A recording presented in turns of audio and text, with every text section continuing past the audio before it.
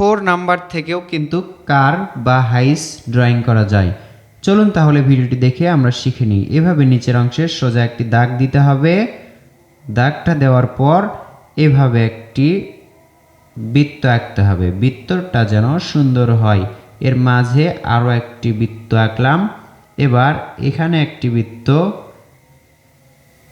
এরপর এর মাঝেও আরেকটি ছোট্ট বৃত্ত। এই মাথা থেকে দেখুন আমরা এটা মিলে দিব এই তো চাকার সাথে।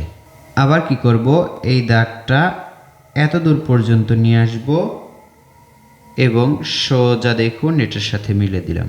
আবার দেখুন এখান থেকে এভাবে এটার সাথে মিলে দিলাম। সুন্দর একটি গাড়ি ড্রয়িং করা হলো।